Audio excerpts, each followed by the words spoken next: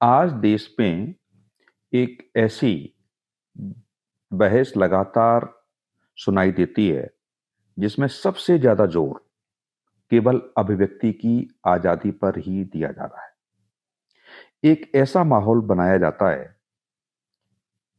कि मानो लोकतंत्र का सबसे बड़ा आधार केवल बोलने का अधिकार ही है। लेकिन मैं आपसे सबसे एक सीधा सवाल पूछना चाहता हूं, क्या लोकतंत्र केवल अधिकारों से चलता है? क्या कोई भी समाज केवल अधिकारों की बात करके आगे बढ़ सकता है और अपने कर्तव्यों को पूरी तरह भूल सकता है? सच्चाई यह है कि लोकतंत्र अधिकार और दायित्व दोनों के संतुलन पर चलता है। यदि हम केवल अधिकारों की बात करें और अपने दायित्वों को नजरअंदाज करेंगे तो लोकतंत्र कमजोर होगा, मजबूत नहीं होगा।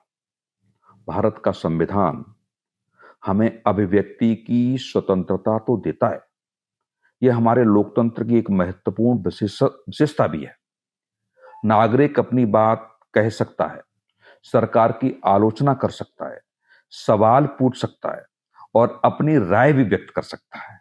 लेकिन इसी संविधान ने नागरिकों से यह अपेक्षा भी की है कि वह संविधान का सम्मान करें, राष्ट्र की एकता और अखंडता की रक्षा करें, सार्वजनिक व्यवस्था का सम्मान करें और अपने कर्तव्यों का भी पालन करें।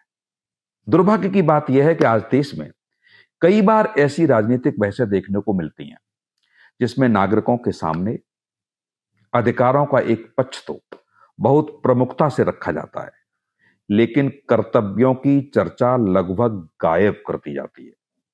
नागरिकों के बीच ऐसा वातावरण बन जाता है कि केवल अधिकारों की मांग करना ही लोकतंत्र है, जबकि जिम्मेदारी निभाने की बात बहुत पीछे छूट जाती है।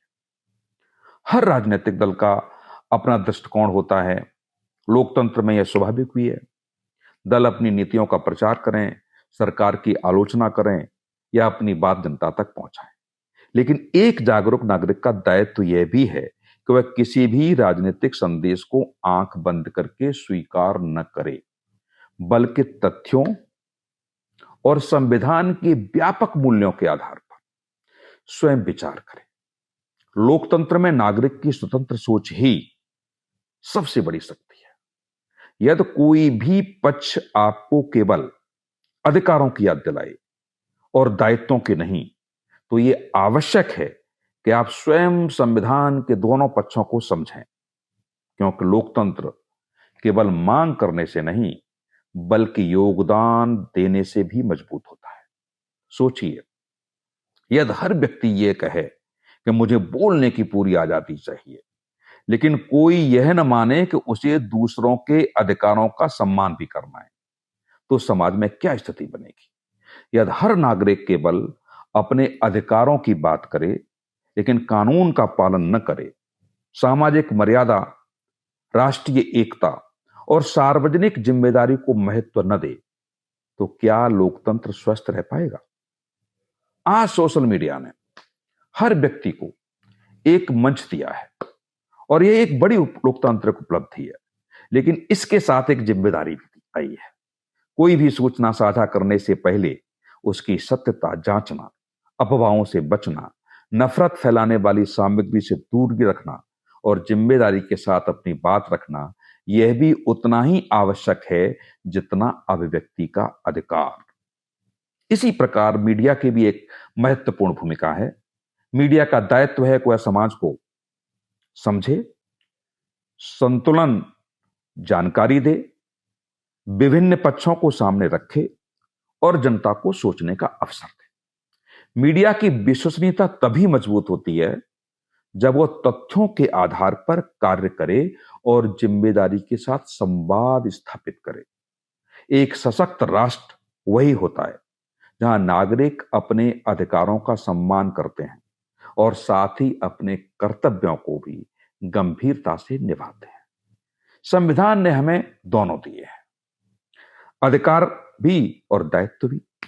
दोनों एक दूसरे के पूरक हैं, प्रतिस्पर्धी नहीं। आज आवश्यकता इस बात की है कि हम किसी भी बहस को केवल राजनीतिक दृष्टि से बिल्कुल न देखें। राजनीतिक लोकतंत्र का एक महत्वपूर्ण हिस्सा है, लेकिन राष्ट्र उससे कई अधिक बड़ा है। सरकारें आती जाती रहती हैं, राजनीतिक दल बदलते रहते हैं, लेकिन संविधान और राष्ट्र की संस्थाएं स्थायी हैं। इसलिए हमारी पहली निष्ठा संविधान और राष्ट्र के प्रति होनी चाहिए। इस अवसर पर, स्वतंत्रता दिवस के अवसर पर, अपने अधिकारों की रक्षा करेंगे, लेकिन अपने दायित्वों का भी सम्मान करेंगे। हम प्रश्न भी पूछेंगे, जिम्मेदारी भी निभाएंगे, हम अपनी बात भी कहेंगे और दूसरों की गरिमा का भी सम्मान करेंगे। हम संविधान से मिले अधिकारों का उपयोग करेंगे और संविधान के प्रति अपने कर्तव्यों को भी नहीं भूलेंगे। एक परिपक्व लोकतंत्र की पहचान केवल मुखर नागरिक नहीं, बल्कि जिम्मेदार नागरिक भी होते हैं। यही संतुलन भारत की लोकतांत्रिक शक्ति है और यही संतुलन हमें भविष्य की ओर ले जाएगा।